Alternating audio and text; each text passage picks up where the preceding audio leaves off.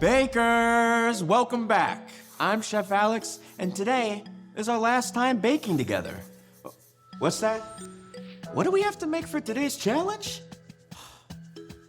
I know it doesn't look like it right now, but we're gonna turn these ingredients into this. We're gonna make pretzel stick stars. Wait, what's that? Why pretzel stick stars? That's a great question. Because stars remind us God is faithful to His promises. A book of the Bible called Hebrews tells the story of God's people and God's faithfulness. There are lots of stories of people who experienced God's faithfulness. Let's learn about a few of them. The first person who experienced God's faithfulness was Noah. When Noah was alive, no one else on earth followed God, but Noah did.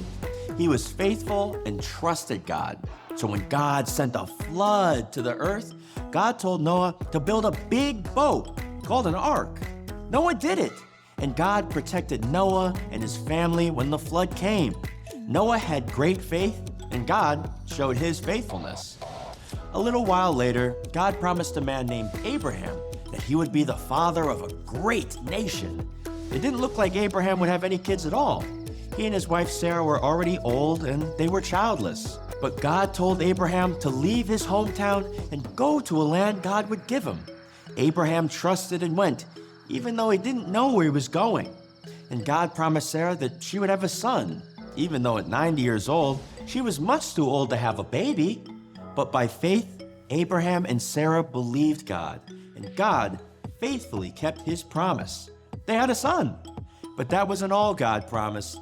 God promised to make them parents of a great nation and bless the world through their family, to give them as many children as there are stars in the sky. Almost like our pretzel stick stars, only brighter, bigger, and so many more. While Abraham didn't get to have the land God promised while he was alive, God eventually fulfilled His promise, bringing all of Abraham's children and their children and their children into a beautiful land. A while later, God's people, the Israelites, were held captive in Egypt as slaves. God used someone named Moses to rescue them and help them escape in a really cool way. God promised Moses He would be with Moses as he led the Israelites out of Egypt. When they were stuck, God parted the Red Sea so Moses and God's people could escape. What amazing faith! Like Abraham, many others didn't see their promises fulfilled while they were alive, but God was still faithful. God was faithful to Noah, Abraham and Sarah, and Moses, and they faithfully followed and trusted God. God wants all of us to be a part of His family. So God fulfilled His promise to Abraham through Jesus, and now those promises are for us too. Could I make a pretzel star with you? Great!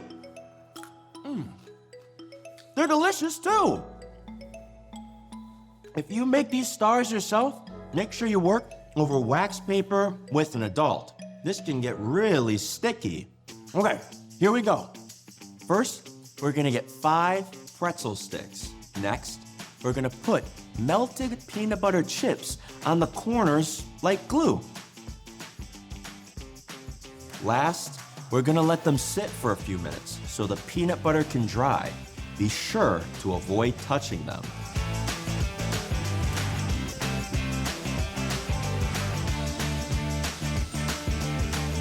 Finally, our star is ready to eat.